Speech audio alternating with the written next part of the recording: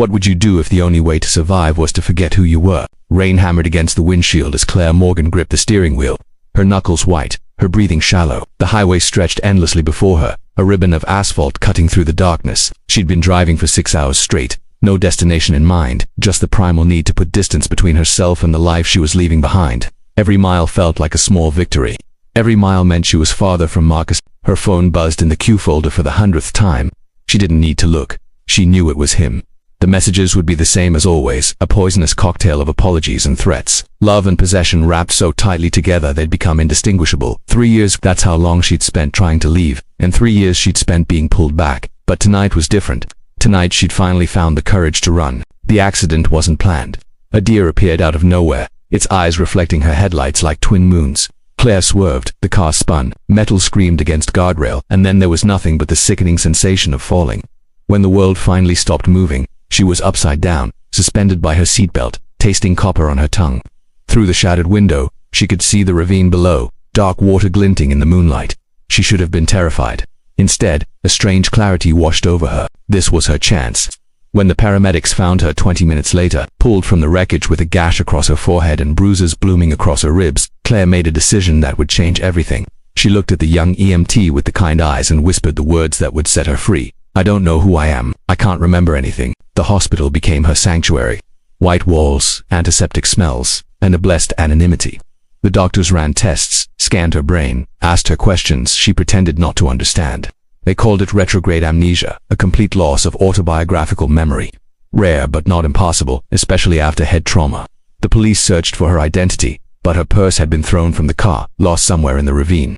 No ID. No credit cards, just a Jane Doe with haunted eyes and no past. For the first time in 3 years, Claire could breathe.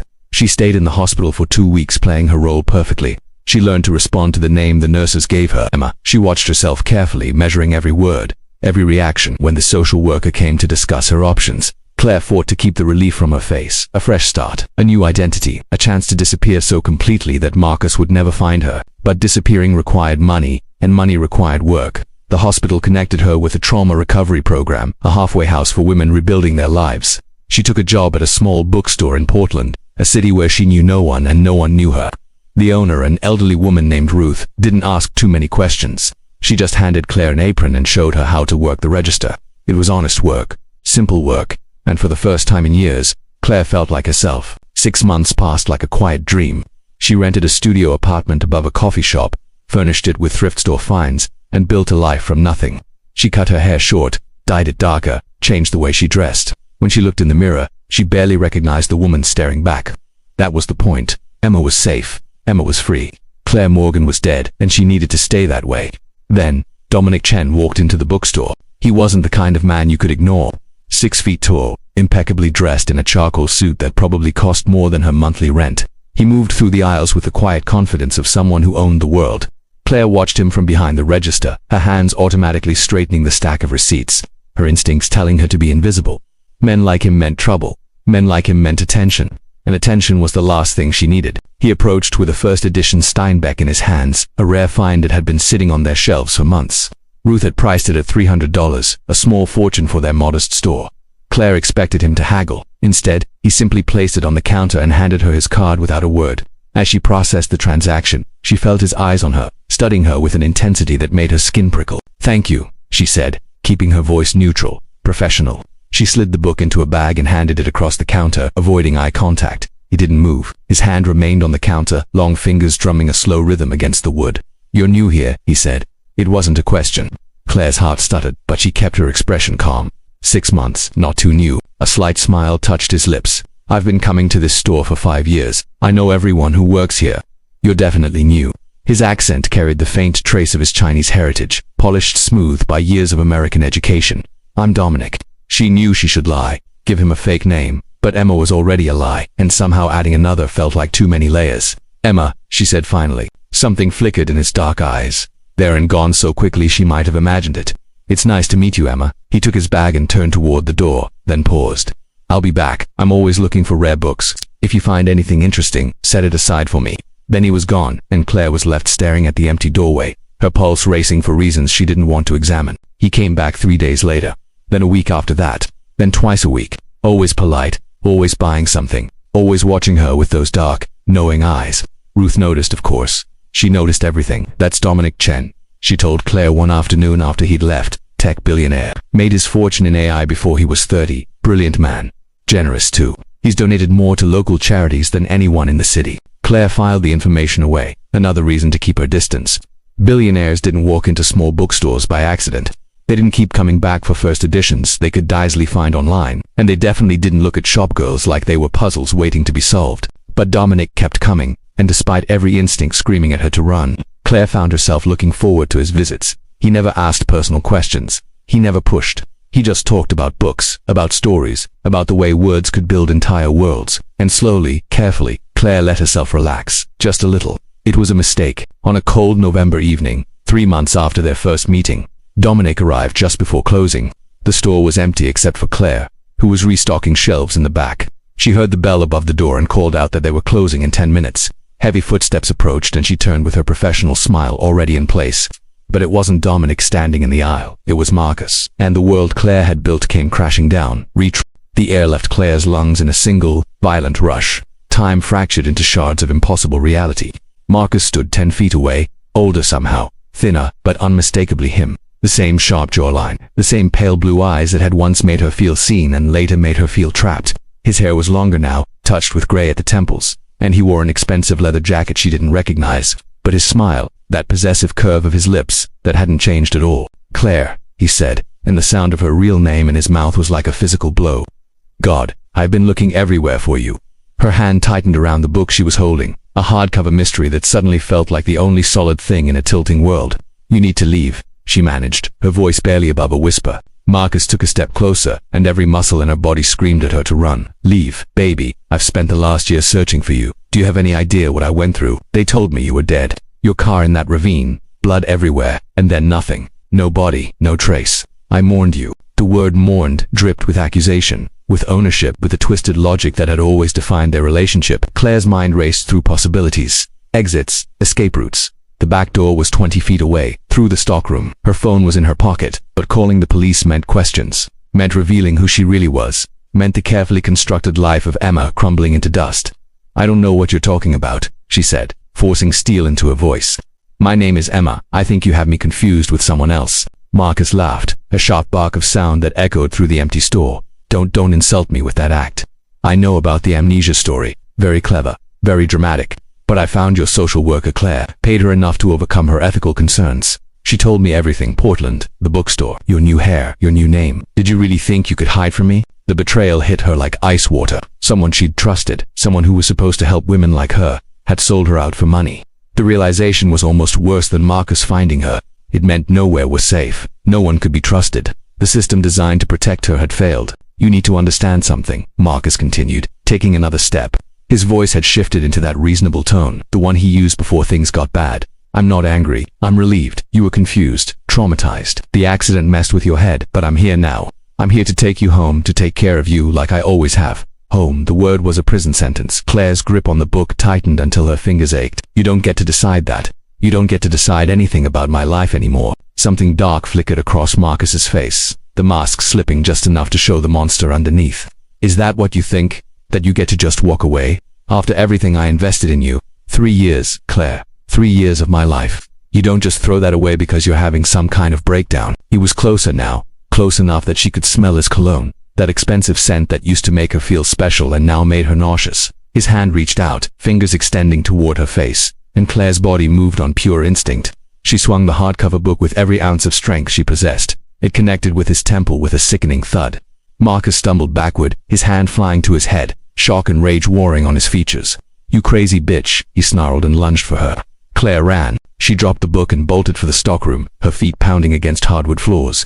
Behind her she heard Marcus crash into a display, books scattering like frightened birds. Her hand hit the back door's push bar and cold November air slammed into her face. The alley stretched before her, dark and narrow, lined with dumpsters and fire escapes. She ran left, toward the main street, her breath coming in ragged gasps. Footsteps thundered behind her. Marcus was faster, always had been. His hand caught her shoulder and spun her around. They collided with a brick wall, and Claire felt the impact reverberate through her bones. His face was inches from hers, twisted with fury, blood trickling from where the book had struck him. "You think you can hit me? You think you can run?" His hands gripped her arms, fingers digging in hard enough to bruise. I will find you everywhere you go. Every city, every job, every pathetic little life you try to build. You're mine, Claire. You've always been mine. Let her go. The voice cut through the alley like a blade. Dominic stood at the mouth of the alley, backlit by streetlights, his posture deceptively relaxed. But there was something in his stance, in the set of his shoulders, that radiated danger. Marcus's grip loosened slightly, and Claire felt his body shift as he turned to assess this new threat. This doesn't concern you, Marcus said, his voice dripping with dismissal. This is between me and my girlfriend. Dominic moved closer, each step measured and deliberate. He didn't look at Marcus. His eyes were locked on Claire's face, searching, seeing too much. She's clearly not your girlfriend, he said quietly, and I'm making it my concern. Let her go. For a moment, the three of them existed in a tableau of tension, the city noise fading to white static. Then Marcus released Claire with a shove that sent her stumbling into a dumpster. He stepped toward Dominic, puffing himself up in that way violent men do when confronted. Do you know who I am? Marcus demanded. Do you have any idea what I can do to you? Dominic's expression didn't change. Actually, I don't, but I know who I am. Dominic, Chen and I have significantly more resources than you can imagine. So here's what's going to happen. You're going to walk away. You're going to leave Portland, and you're never going to contact her again. Marcus laughed, but it sounded hollow. You think money scares me. You think throwing your name around makes a difference. No, Dominic said. But I think the restraining order I'm going to file first thing tomorrow morning makes a difference. And the security team I'm going to hire to document your every move makes a difference. And the very expensive lawyers who specialize in stalking cases make a difference. He took another step forward, close enough now that Marcus had to look up slightly to meet his eyes. I protect what's mine, and right now she's under my protection. Claire's head snapped up at those words, a chill running down her spine that had nothing to do with the cold air. Dominic's tone had shifted into something possessive, something that echoed too closely to Marcus's earlier claims. She'd escaped one cage. She wasn't about to walk into another, but before she could speak, Marcus made his move. He swung wildly, a clumsy punch fueled by rage and wounded pride. Dominic caught his wrist mid-arc with practiced ease, twisted, and suddenly Marcus was on his knees, gasping in pain. The entire exchange took less than 3 seconds. Leave, Dominic said quietly. Or I'll make sure you never work again. I'll make sure your name becomes synonymous with the word stalker. I have the power to do that, and I will use it without hesitation. He released Marcus, who scrambled backward, clutching his wrist. The bravado had evaporated, replaced by something uglier, more desperate. This isn't over, Marcus spat, looking past Dominic to Claire. You can't hide forever. Then he was gone, disappearing into the night like the nightmare he was. Claire sagged against the wall, her legs suddenly unable to support her weight. The adrenaline was fading, leaving behind a bone-deep exhaustion and a trembling she couldn't control.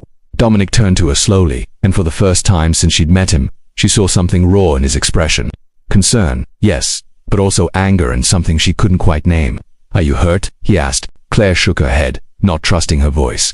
She pushed herself off the wall and wrapped her arms around herself, suddenly freezing despite the layers she wore. We need to call the police, Dominic said. File a report, get documentation started for the restraining order. No, the word came out sharper than she intended. No police. Dominic studied her in the dim light of the alley, and she could see him piecing it together. The fake amnesia, the new identity, the running. His jaw tightened. How long have you been hiding from him? Long enough. Claire met his eyes, defiant despite the fear still coursing through her veins. And I can't go to the police because Emma doesn't exist, not really. And if Claire resurfaces, he wins. Understanding dawned across Dominic's features, followed by something that looked like admiration. You faked your death. I faked amnesia. Death was an unintended bonus. She laughed, but it sounded brittle even to her own ears. And now you know my secret. So what are you going to do about it? The question hung between them, heavy with implications. Dominic was quiet for a long moment, his gaze never leaving her face. Then he did something unexpected. He shrugged off his coat and draped it over her shoulders. The fabric was warm from his body heat and smelled faintly of cedar and something indefinably expensive. I'm going to take you somewhere safe, he said, and then we're going to figure out how to make sure he never finds you again, really this time. Not just hiding but actually disappearing. Claire wanted to argue, to insist she didn't need his help, that she'd been fine on her own. But the truth was she hadn't been fine. She'd been surviving, existing in the cracks, always looking over her shoulder, and Marcus had still found her. The social worker's betrayal proved that money could unlock any door, could buy any information. Why? She asked instead. Why do you care?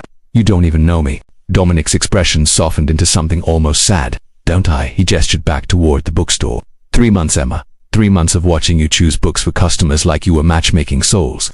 3 months of noticing how you always arrive early and leave late. How you double-check the locks. How you tense whenever the door opens. I know you're running from something. I've been running from things my whole life. I recognize the signs. There was a story there, hidden in those words. But before Claire could ask, Dominic's phone buzzed. He glanced at it, frowned, then looked back at her. My car is 2 blocks away. Will you come with me? No obligations, no expectations. Just somewhere warm where we can talk, where you can decide your next move. Every instinct Claire had cultivated over the past year screamed at her to refuse, to disappear back into the night, to run again like she always did. But she was tired of running, tired of being afraid. And something in Dominic's eyes, something honest and unexpectedly gentle, made her want to trust him. It was possibly the most dangerous decision she'd ever made. But then again, faking amnesia and stealing a new identity hadn't exactly been safe either. Okay, she whispered. They walked side by side through the cold Portland streets, 2 people carrying secrets too heavy to bear alone, neither knowing that Marcus was watching from across the street, his phone pressed to his ear, already making calls that would shatter everything. Dominic's penthouse occupied the 42nd floor of a glass tower that pierced the Portland skyline like a shard of ice.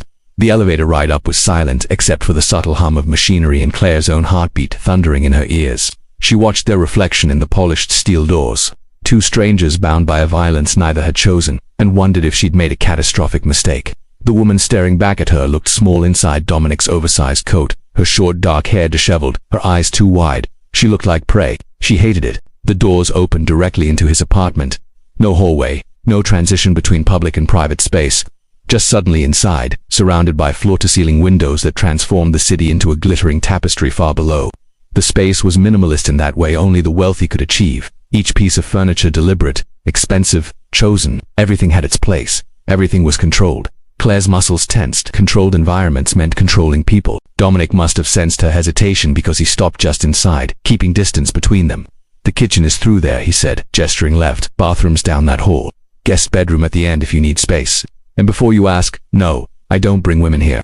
You're the first person besides my housekeeper who's been in this apartment in 6 months. The specificity of the timeline struck her as odd, but Claire filed it away. She moved toward the windows instead, drawn by the impossible view. From this height, Portland looked almost peaceful, its problems reduced to pinpricks of light. She could see the river winding through downtown, the bridges connecting opposite shores like stitches holding a wound closed. Somewhere down there, Marcus was planning his next move. The thought made her stomach clench. Tell me about him, Dominic said quietly from behind her. His reflection appeared in the glass beside hers, keeping that careful distance. Not the violence. I can guess that part.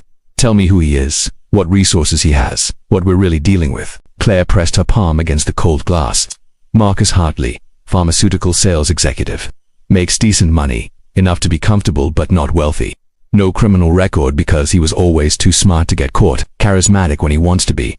His colleagues think he's ambitious and driven. His friends think he's a great guy who got his heart broken. She paused, her voice hardening. He's a master at controlling the narrative.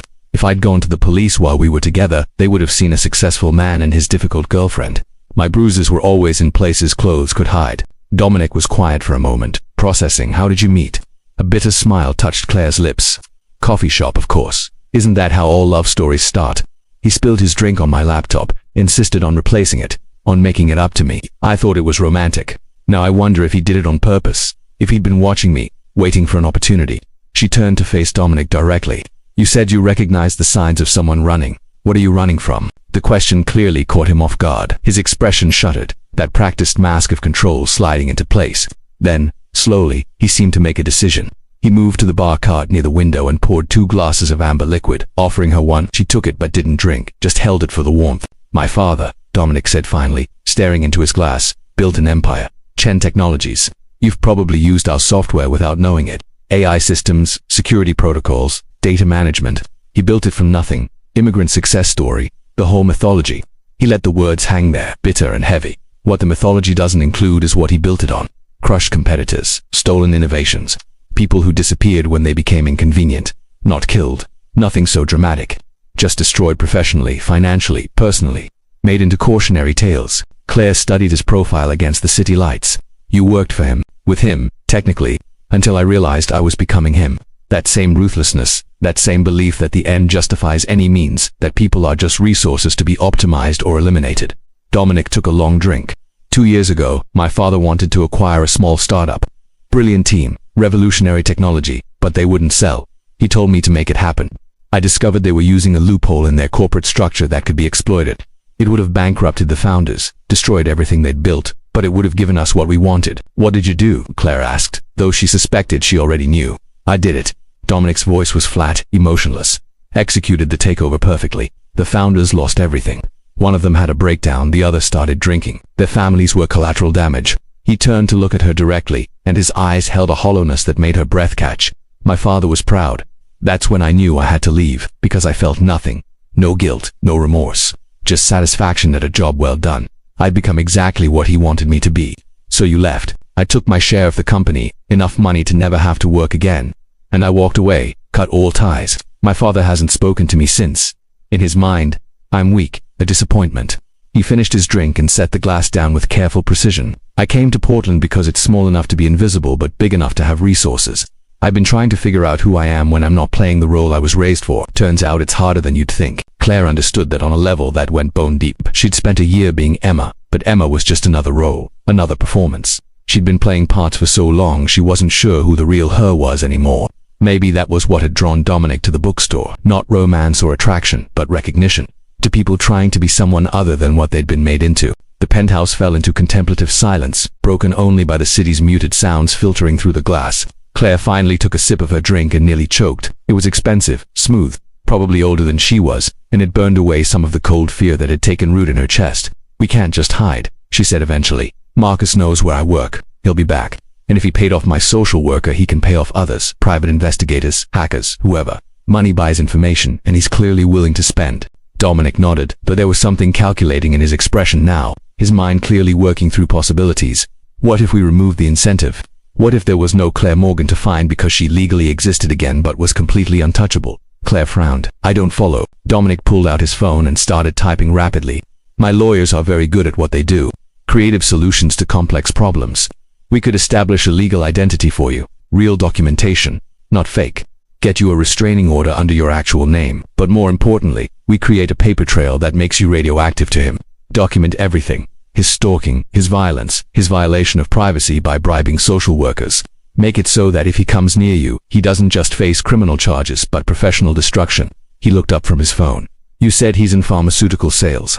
That industry is image obsessed. A public stalking scandal would end his career. It made sense in a clinical way, but Claire could hear the echo of what Dominic had said earlier about his father. Destroy people when they become inconvenient. This was that same ruthlessness, just pointed in a different direction. But what's the alternative? She asked herself. Keep running forever, wait for Marcus to find her again. Your father would approve of this plan, Claire said quietly. Dominic's hand froze on his phone. The words clearly hit their mark. After a long moment, he set the device down.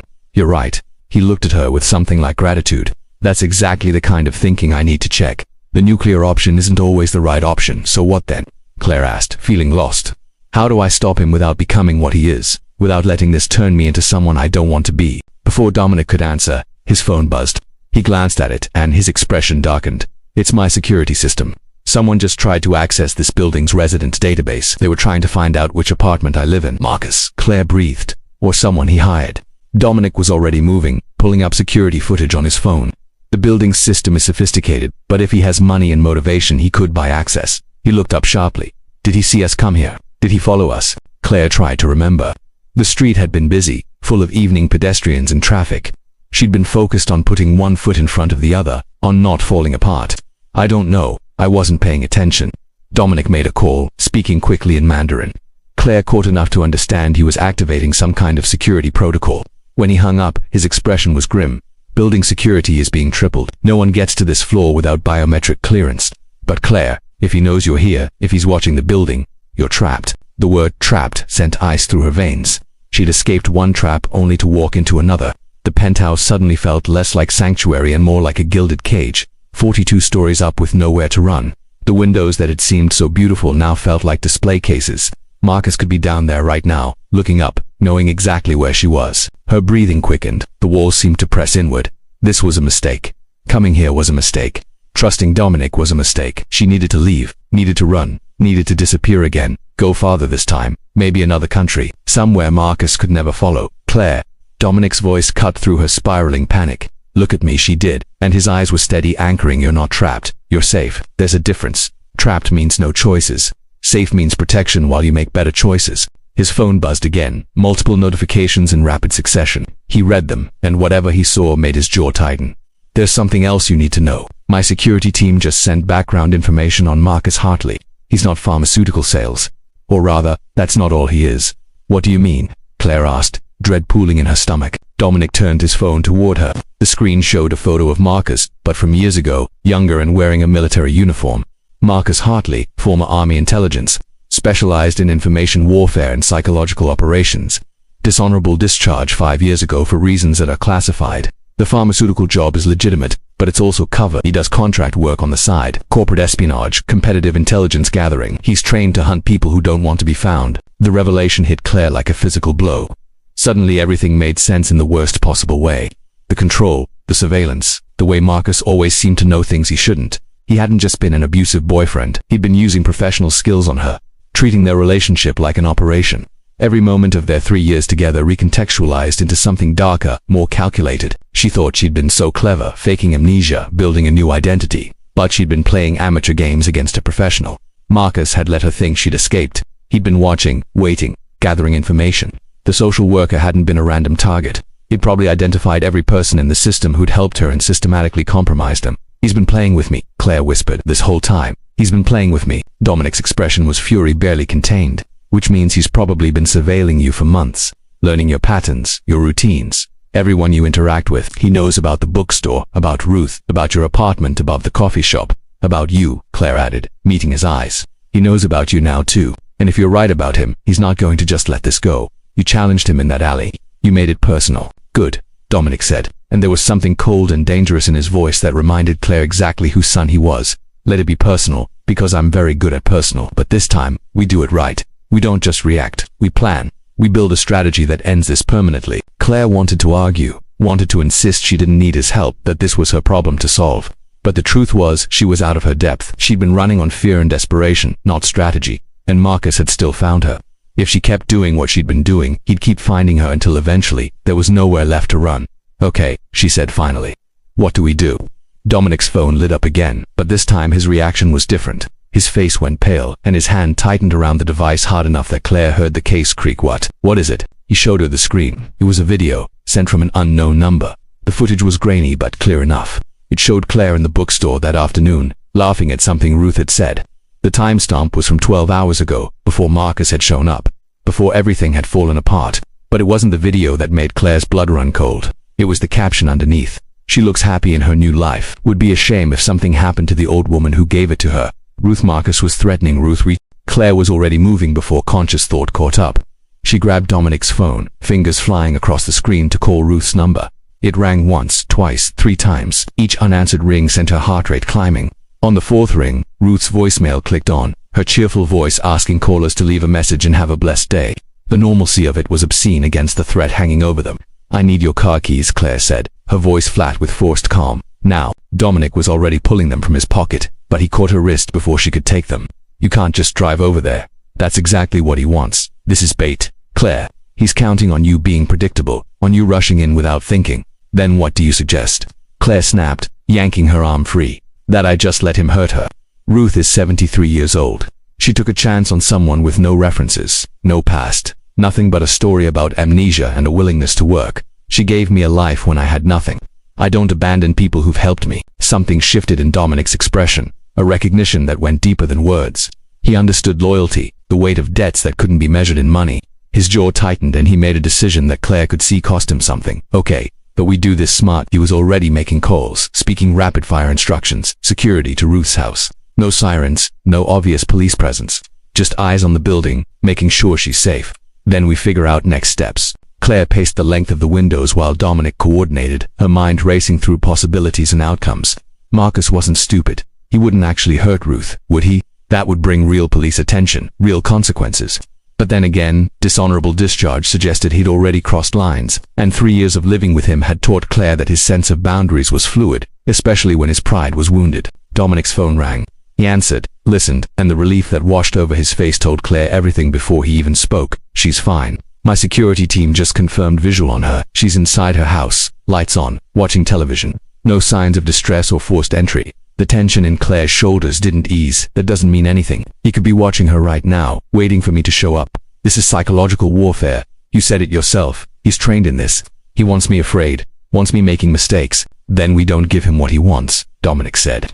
He moved to a sleek desk tucked in the corner and opened a laptop, while his security team kept watch on Ruth's house. He pulled up multiple windows, satellite imagery, street views, traffic cameras.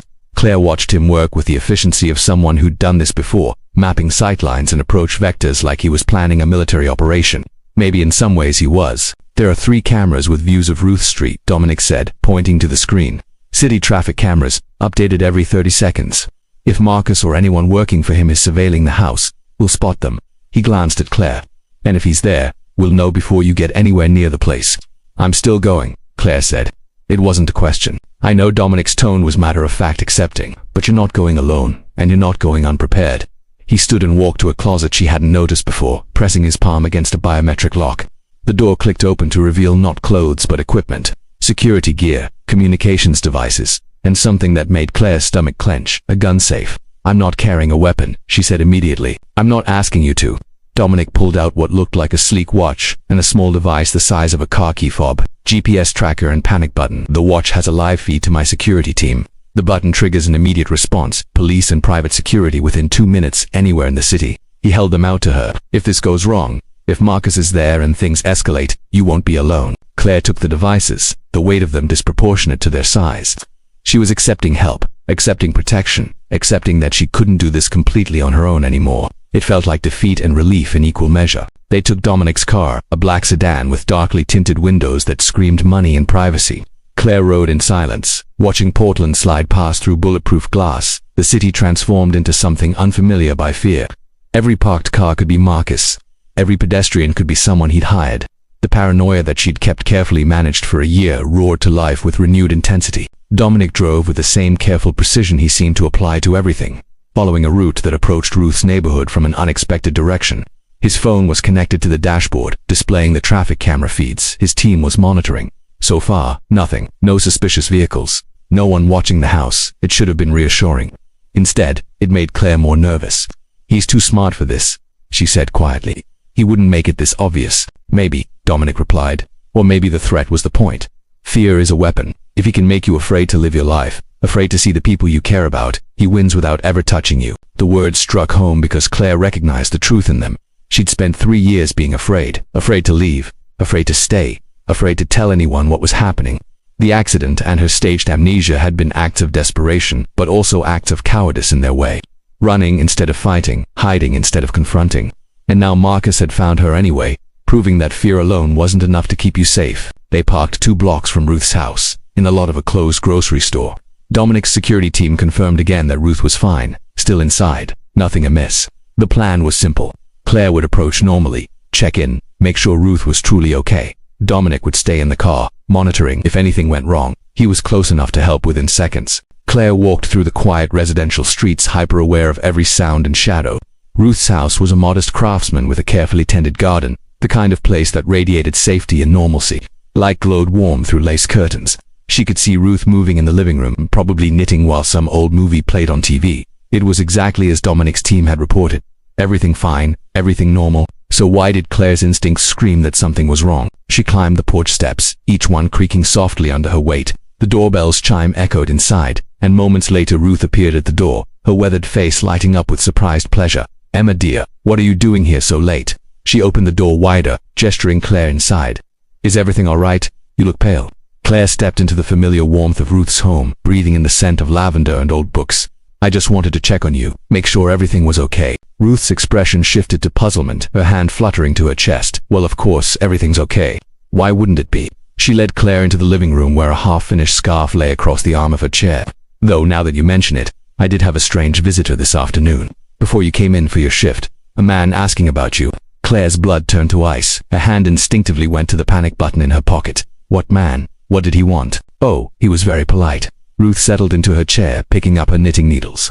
"Said he was an old friend of yours from before your accident. That he'd heard you were working at my shop and wanted to reconnect. I told him I couldn't give out employee information, but he was so insistent, so charming. He left his card and asked me to pass it along to you." She reached toward the side table where a business card lay face down. Claire's hand shot out, stopping Ruth before she could pick it up. Don't touch it." Ruth froze, needles suspended midair. "Emma, you're frightening me. What's going on? That man isn't my friend." Claire's voice shook despite her efforts to control it. He's dangerous, Ruth. He's the reason I was running, the reason I needed a fresh start. And if he gave you his card, it's because he wants me to know he was here, that he could have hurt you but chose not to." This time, understanding dawned on Ruth's face, followed by a steely determination that Claire had never seen before. The old woman set down her knitting with deliberate care and stood, moving to a drawer in the antique secretary desk against the wall. She pulled out something small and dark, and Claire's eyes widened as she recognized a snub-nosed revolver. "I wasn't always an old lady running a bookshop," Ruth said calmly. "My late husband was a police officer. He taught me to shoot, taught me that sometimes the world requires us to protect ourselves." She checked the revolver with practiced efficiency, then looked at Claire with eyes that had seen harder things than cozy bookstores could hide. "This man who came by, he had the look. You know the look I mean. All charm on the surface, but something cold underneath. I didn't give him anything about you, dear, but I also didn't trust him enough to turn my back." Claire felt tears prickling her eyes. The shame of having endangered this woman, this kind soul who'd taken a chance on a stranger, was overwhelming. "I'm so sorry. I never meant to bring this to your door." "Nonsense." Ruth tucked the gun back into its drawer but left the drawer open. "We all have pasts, Emma or Claire, or whoever you really are. Names don't matter as much as character, and you have good character. I saw it the first day you walked into my shop, so you tell me what you need and we'll figure this out together." Before Claire could respond, her phone buzzed. A text from Dominic, just 2 words that made her stomach drop. "He's here." Claire moved to the window, careful to stay back from the lace curtains. Outside, at the edge of Ruth's property where streetlight met shadow, Marcus stood beside a dark SUV. He wasn't hiding. He wasn't trying to be subtle. He was just standing there, hands in his jacket pockets, staring directly at the house with a slight smile on his face, as if he knew exactly where Claire was, exactly what she was feeling. As if he'd orchestrated this entire scenario just to prove he could. Another text from Dominic. "Don't engage. Stay inside. I'm coming to you." But Claire knew how this would play out. Marcus would wait until Dominic showed up, then leave. He'd make contact tomorrow, or the next day, or whenever he chose. He'd follow her to work, show up at her apartment, make himself a constant presence until the fear became unbearable. That was his game. Not violence, though he was capable of it. Control through psychological pressure, wearing down resistance until compliance seemed like relief. She'd lived that way for 3 years. She wasn't going back. Claire walked to Ruth's door before she could second-guess the decision. Ruth called after her alarm in her voice, but Claire was already outside, down the porch steps, walking across the lawn toward Marcus with a calm that felt borrowed from someone braver. Behind her, she heard Dominic's car door slam, heard him calling her name, but she didn't stop. Marcus's smile widened as she approached. "There's my girl," he said softly. "I was wondering how long you'd hide behind the old woman." Claire stopped 10 feet away, maintaining distance. "What do you want, Marcus? What's the end game here? You found me, congratulations. But I'm not coming back. I'd rather die than go back to you." Something dangerous flickered in his eyes. "Don't say things like that, Claire. You remember what happened last time you talked about dying? You remember how that ended?" She did remember. The time she'd threatened to kill herself if he didn't let her leave. How he'd taken her car keys, her phone, locked her in their apartment for 3 days until she apologized for scaring him. How he'd cried and held her and promised to be better while she promised never to leave him. The memory made her nauseous, but it also clarified something important. His power had always come from her isolation, from having her trapped in a space where he controlled everything. Out here, on a public street with witnesses and cameras, his power was diminished. Not gone, but reduced. "I'm not the same person I was," Claire said. "You can't manipulate me anymore.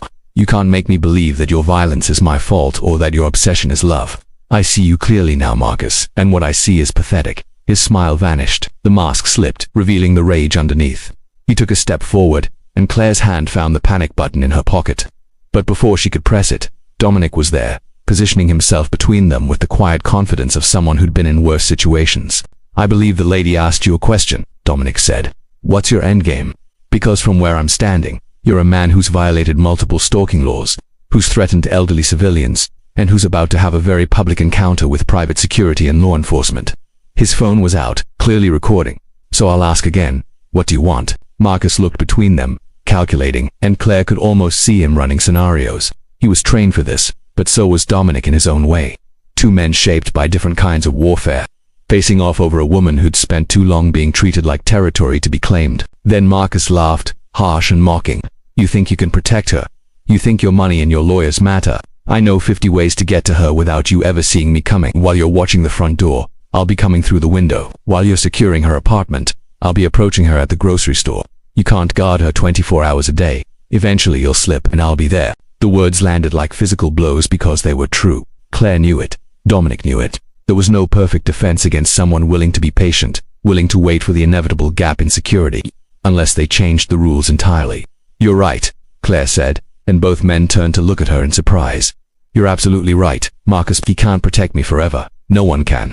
So here's what's going to happen instead." Claire felt the words forming before she fully understood their weight. But once she started speaking, clarity flooded through her like cold water. "I'm going to stop hiding. I'm going to go public with everything. Your name, your history, what you did to me for 3 years, every bruise, every threat, every time you made me believe I was the problem. I'm going to tell my story, Marcus, and I'm going to let the world decide who the monster is." The street seemed to hold its breath. Even the wind had stopped, leaving them suspended in a moment that would define everything that came after. Marcus's face cycled through expressions too quickly to track. Disbelief, rage, something that might have been fear. His hands came out of his pockets, fingers curling into fists. "You wouldn't dare," he said, but his voice had lost its certainty. "No one would believe you. You faked amnesia, stole a new identity, abandoned your life. You're the crazy one. Claire, I'm the victim here. I'm the man whose girlfriend disappeared and left him grieving." Dominic shifted slightly, his body language protective but not aggressive. He was letting Claire lead this, trusting her to know what she was doing even though she could sense his concern radiating like heat. The recording continued, capturing everything. "That's what you'll say," Claire continued, her voice steady now, anchored by purpose. "And maybe some people will believe you, but others won't. Others will see the pattern. Because men like you aren't unique, Marcus. You're predictable. There are thousands of women with stories just like mine, and when they hear it, they'll recognize you. Your colleagues will start to wonder. Your employers will ask questions. That pharmaceutical company you work for, they'll see you as a liability. And those contract jobs you do on the side, the corporate espionage, the information warfare, your clients need discretion. They need operators who don't attract attention. You'll become unemployable." She took a step toward him, and remarkably, he took a step back. The power dynamic was shifting right there on Ruth's quiet street, and all three of them felt it. "You wanted to destroy my life because I had the audacity to leave you," Claire said.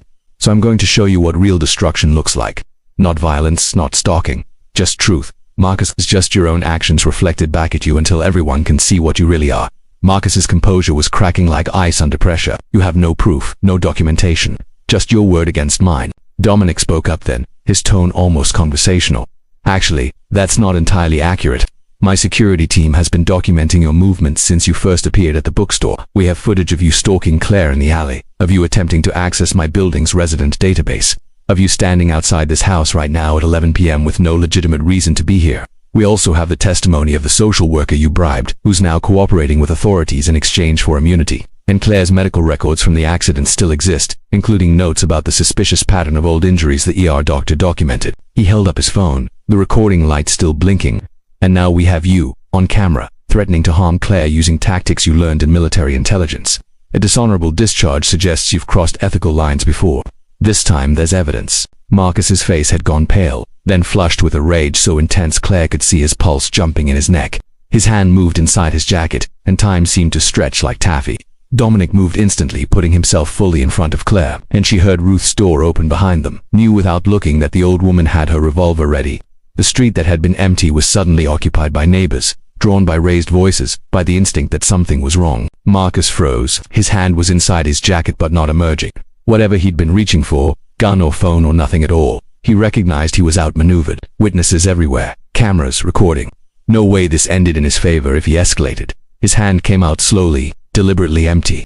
The rage on his face transmuted into something worse, cold calculation.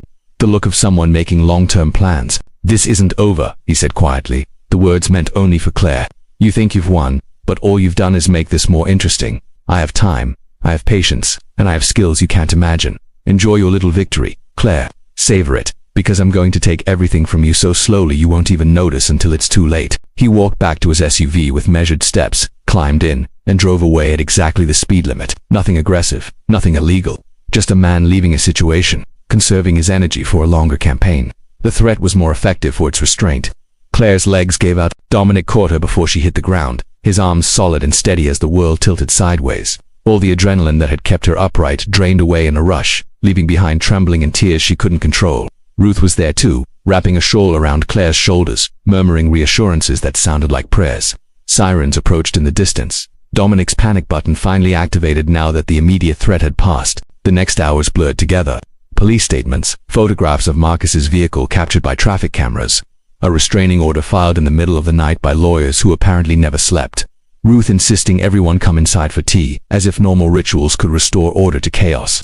Claire sat in the old woman's kitchen, wrapped in a quilt, watching Dominic coordinate security measures with the calm efficiency of someone who'd done this before. But underneath his composure, Claire could see the fear, the realization of how close it had come to violence. How easily Marcus could have pulled a weapon. How quickly everything could have gone wrong. Dominic's hands shook slightly as he poured tea, and when their eyes met across Ruth's kitchen table, she saw her own terror reflected back. He meant what he said, Claire whispered. This isn't over, he'll come back. He'll keep coming back until one of us is destroyed. Dominic sat down across from her, and Ruth took the chair between them like a bridge. The old woman's presence was comforting, grounding, a reminder that survival wasn't always about strength. Sometimes it was about community, about not facing darkness alone. Then we make sure you're never alone, Dominic said. Never vulnerable, never in a position where he can isolate you. He leaned forward, intensity in his dark eyes. But Claire, you need to understand something. Going public like you threatened, that's the right strategy. But it's also declaring war. Once you start, you can't take it back. Your life becomes public property. Every detail examined. People will doubt you, blame you, ask why you didn't leave sooner. Some will call you a liar. It's brutal, and it's exhausting, and it will cost you. I know, Claire said. She'd thought about this during that endless year of hiding. Imagined what it would take to truly be free. I spent 3 years letting him control the narrative, letting him define reality.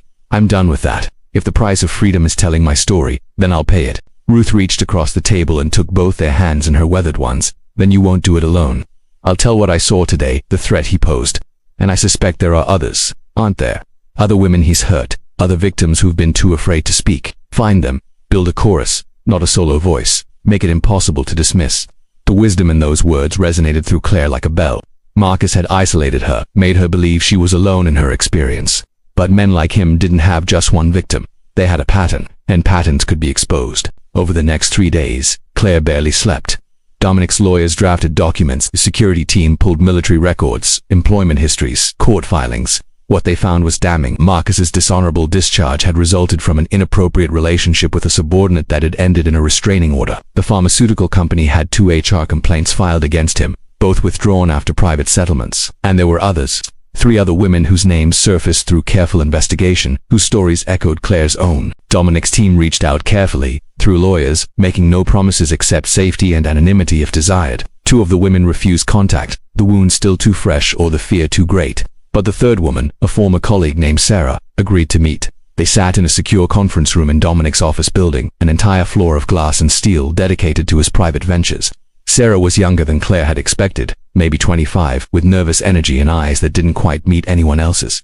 She clutched a folder of documents like a shield. He told me I was special, Sarah said quietly, that he'd never felt this way about anyone, that his job was dangerous and he needed someone he could trust completely. She laughed bitterly. Turns out what he needed was someone he could control, someone whose security clearance he could exploit for his contract work. Claire felt sick. Marcus had used Sarah not just personally but professionally, manipulating her access to confidential information. It was espionage hidden behind romance, exploitation dressed as love. When I tried to break up with him, Sarah continued, he threatened to report that I'd leaked classified information. Said he had proof recordings of me talking about work. I didn't leak anything, but he'd manipulated conversations to sound like I had. She looked up finally, meeting Claire's eyes. I withdrew my HR complaint because he said he'd destroy my career if I didn't. I'd been too afraid to date anyone since, too afraid to trust my own judgment. The room fell silent except for the whisper of air conditioning. 2 women, 3 years, and countless wounds between them, connected by the same predator. And somewhere out there, more women carrying similar scars, believing themselves alone. We can stop him, Claire said. Together, we can stop him. Sarah's hands tightened on her folder. If I go public, I lose my security clearance. My career is over. Maybe, Dominic interjected carefully. Or maybe you become the whistleblower who exposed a security risk. Someone who prevented classified information from being exploited. There are ways to frame this that make you the hero, not the victim. It was manipulative in its own way, Claire realized. Using the same tactics Marcus had employed, just pointed toward a different end. The thought made her uncomfortable. But Sarah was nodding, hope flickering across her features like dawn light. Over the next week they built their case, not just against Marcus but against the system that had enabled him. The military's failure to properly flag his behavior. The pharmaceutical company's pattern of settling complaints privately. The social worker who'd accepted bribes to compromise women in crisis. Each thread pulled revealed more rot underneath. Dominic worked with focused intensity that bordered on obsession. Claire watched him spending 18-hour days coordinating legal strategy, security protocols, media contacts. He was good at this, masterful even, but she also saw how it was changing him, how he was slipping back into the ruthless efficiency he'd fled Portland to escape. Late one night, she found him in his office, surrounded by documents, his eyes red-rimmed with exhaustion. "You need to sleep," she said from the doorway. He looked up, and for a moment didn't seem to recognize her. Then focus returned and he nodded. "Soon. I just need to finish this timeline of Marcus's movements, cross-reference it with Sarah's employment dates, make sure everything connects. Dominic." Claire entered the room and gently closed the laptop. "This is becoming what you ran away from. You're treating this like a corporate takeover, like enemies to be destroyed." "He's a threat," Dominic said, but there was uncertainty in his voice. "He needs to be neutralized. He needs to face consequences. There's a difference."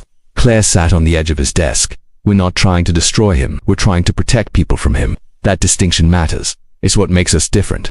Dominic studied her face and slowly some of the tension left his shoulders. "You're right. You're absolutely right. I've been so focused on winning that I forgot what we're actually fighting for." The press conference took place on a gray Tuesday morning in a nondescript community center downtown. Claire had chosen the location deliberately, rejecting Dominic's offer of a polished corporate venue. This wasn't about power or money. It was about truth spoken in ordinary spaces by ordinary people who'd survived extraordinary cruelty. She stood at the podium wearing simple clothes, her short dark hair still unfamiliar in her peripheral vision, and looked out at the assembled reporters. Behind her sat Sarah and one of Dominic's lawyers. Ruth was in the front row, her presence a quiet anchor. Dominic stood off to the side, deliberately outside the spotlight. This was Claire's story to tell. "My name is Claire Morgan," she began, and felt the weight of that truth after a year of denial. "A year ago, I faked amnesia to escape an abusive relationship. I'm here today because that wasn't enough. Because men like my abuser don't stop unless they're forced to stop. And because I'm done being afraid." She spoke for 20 minutes. Not about every bruise or threat, but about the pattern, the isolation, the way Marcus had used professional skills to surveil and control, how he'd manipulated multiple women across years, leaving a trail of damage the system had ignored or buried.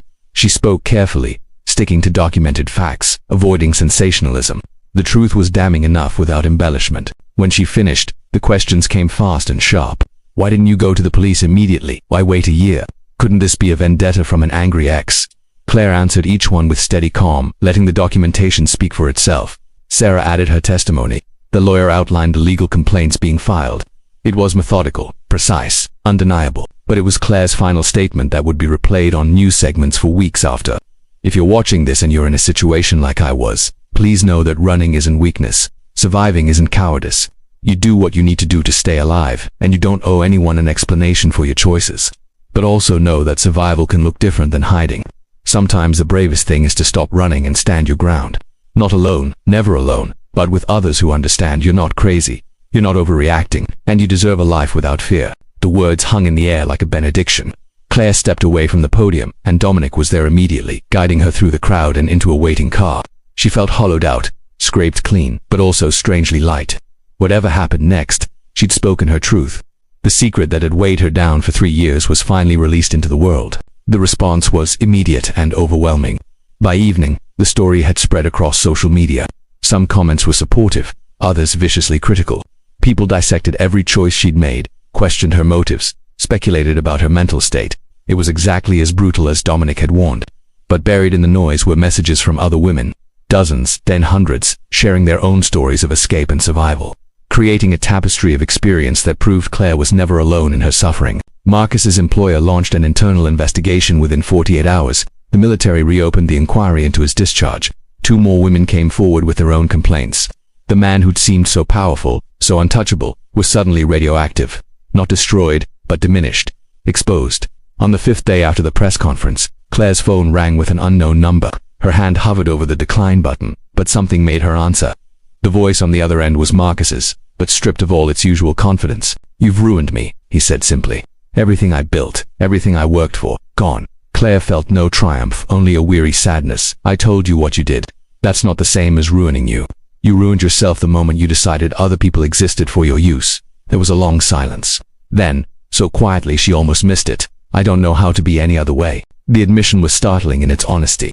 Claire thought about Dominic's confession in his penthouse, about becoming his father, about not knowing who he was without the patterns he'd been taught.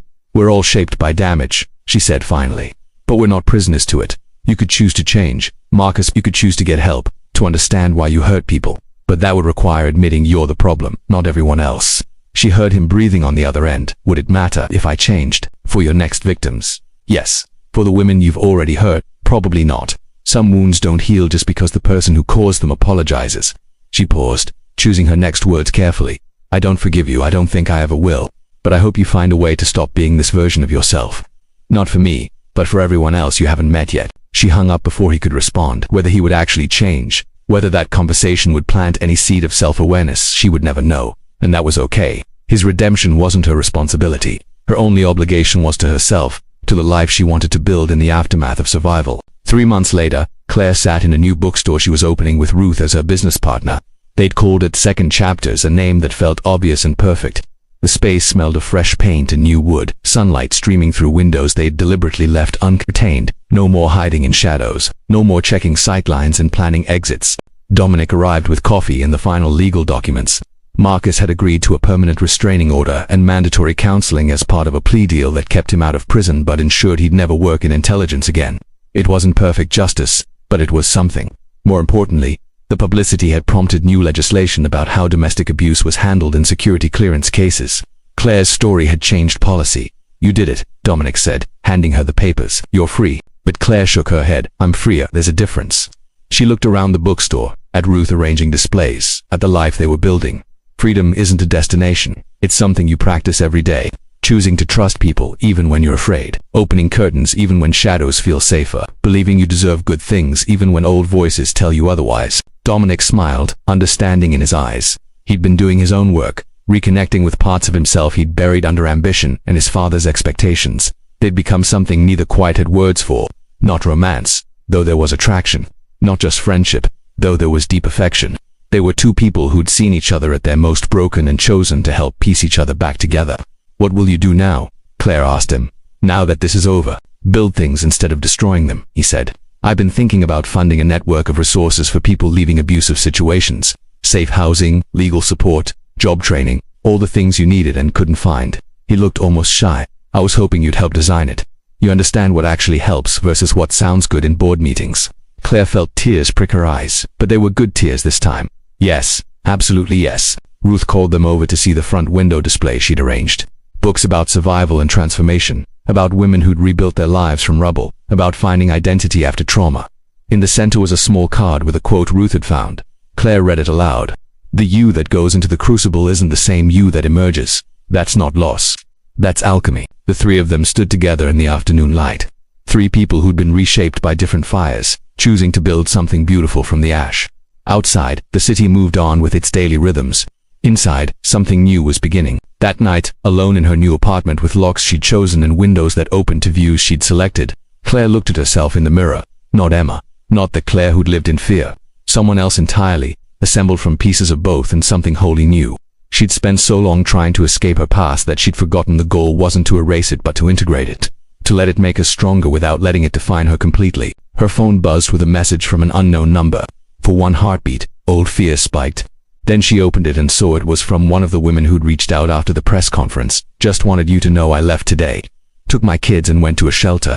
I was so scared, but your story made me believe I could do it. Thank you for being brave enough to speak. Claire typed a response with steady hands. Thank you for being brave enough to leave. You're going to build an amazing life, I promise. She sent the message and set down her phone, looking out at the city lights scattered like stars across the darkness. Somewhere out there, women were leaving, starting over, choosing themselves. And somewhere else, maybe Marcus was sitting with his own darkness, forced finally to confront what he'd become. The question that had started everything, what would you do if the only way to survive was to forget who you were, had been answered in the most unexpected way. Claire hadn't survived by forgetting. She'd survived by remembering, by refusing to let her story be buried or rewritten, by standing in the full complicated truth of who she'd been and who she was becoming. And the billionaire who'd wanted the real her, he'd gotten exactly that. Not a damsel to be rescued or a project to be fixed, but a whole person with scars and strength in equal measure.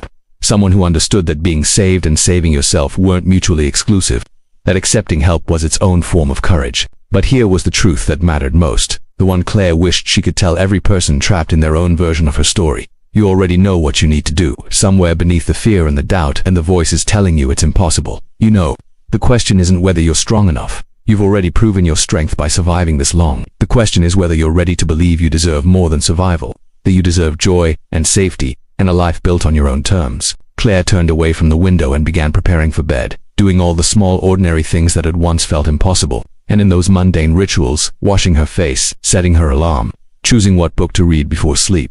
She found something she'd been searching for all along. Peace, imperfect and hard won, but hers. The story of how she faked amnesia to escape her ex was already fading into yesterday's news.